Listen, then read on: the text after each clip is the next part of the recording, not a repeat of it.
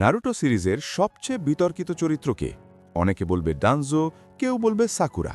হ্যাঁ, আজ আমরা কথা বলবো সেই চরিত্রকে নিয়ে যাকে অনেকে ইউজলেস বলে, অনেকে আবার বলে ওভারহেটেড।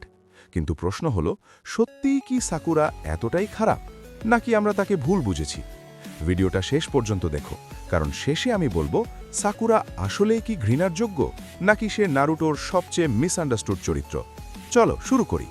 নারুটো সিরিজের শুরুতে সাকুরা ছিল টিম 7-এর সদস্য, কিন্তু সমস্যা হলো নারুটো আর সাসকে ছিল মনস্টার লেভেল ট্যালেন্ট।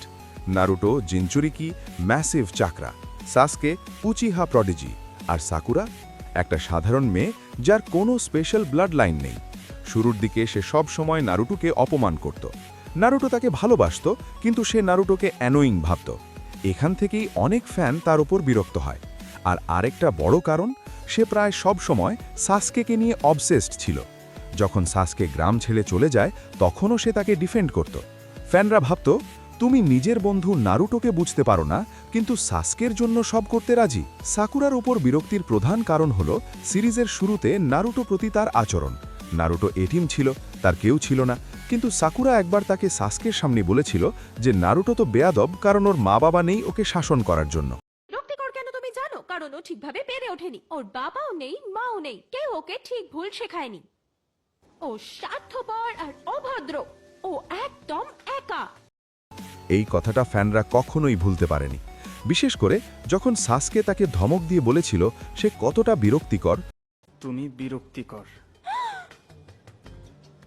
তখন থেকেই দর্শকদের মনে সাকুরা প্রতি একটা নেতিবাচক ইমেজ তৈরি হয়। এবার আসি সবচেয়ে বড় বিতর্কে, সাকুরার মিথ্যা ভালোবাসা প্রকাশ। নারুটোকে সে বলেছিল, আমি তোমাকে ভালোবাসি, সাসকে এখন আর আমার কেউ না। সে ভেবেছিল এতে নারুটো সাসকেকে খোঁজা বন্ধ করবে, কিন্তু নারুটো বোকা হলেও ইমোশন বুঝত। সাকুরার এই মিথ্যা বলাটা ফ্যানদের কাছে চরম অপমানজনক মনে হয়েছে, যা তার ইমেজকে অনেকখানি নিচে নামিয়ে দিয়েছে। নারুটো আর সাসকে যখন পাওয়ার আপের পর পাওয়ার আপ পাচ্ছে, তখন সাকুরা অনেকটা পিছিয়ে ছিল। অনেক ফাইটে সে কিছুই করতে পারেনি।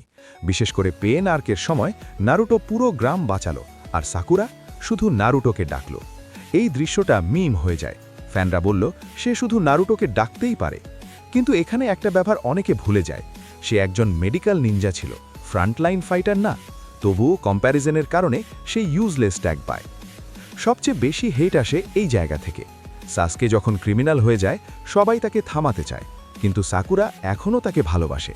সে এমনকি নারুটোকে প্রমিস করায় সাসকেকে ফিরিয়ে আনতে। অনেকে এটাকে সেলফিশ বলে, কারণ নারুটো নিজের জীবন ঝুঁকিতে ফেলে সাসকেকে ফিরিয়ে আনার চেষ্টা করছিল। ফ্যানরা ভাবে সাকুরা নিজের ফিলিংসের জন্য নারুটোকে ব্যবহার করেছে। এই জায়গাটা অনেকের কাছে ক্ষমার অযোগ্য। এবার একটু অন্য দিক দেখি। ফোর্থ গ্রেট নিনজা ওয়ারে সাকুরা ছিল মেজর কন্ট্রিবিউটার। সে হাজার হাজার মানুষকে হিল করেছে, সুনাডের মতো স্ট্রেংথ পেয়েছে, কাগুইয়া ফাইটে এসে পাওয়ারফুল পাঞ্চ মেরেছিল। সে নারুটো আর সাসকের সাথে ফাইনাল ব্যাটেলে দাঁড়িয়েছিল।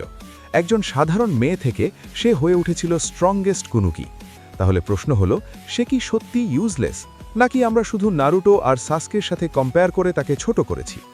আমার মতে সাকুরা হেট পাওয়ার কিছু কারণ আছে। তার আচরণ, তার অবসেশন, তার আর্লি অ্যাটিটিউড এগুলো ইরিটেট করেছিল। কিন্তু একই সাথে সে ক্যারেক্টার ডেভেলপমেন্ট পেয়েছে, সে গ্রো করেছে, সে স্ট্রঙ্গার হয়েছে, সে নারুটো ইউনিভার্সের অন্যতম পাওয়ারফুল মেডিকেল নিনজা। তাই হয়তো সাকুরা খারাপ না, বরং সে মিসআন্ডারস্টুড। এখন তোমাদের মতামত কি? সাকুরা কি ওভারহেটেড, নাকি হেট পাওয়ার যোগ্য? কমেন্টে লিখে জানাও। ভিডিও ভালো লাগলে লাইক দাও, ঠিক। আর অ্যানিমে নিয়ে এমন ডিপ ডিসকাশন পেতে চাইলে সাবস্ক্রাইব করতে ভুলবে না।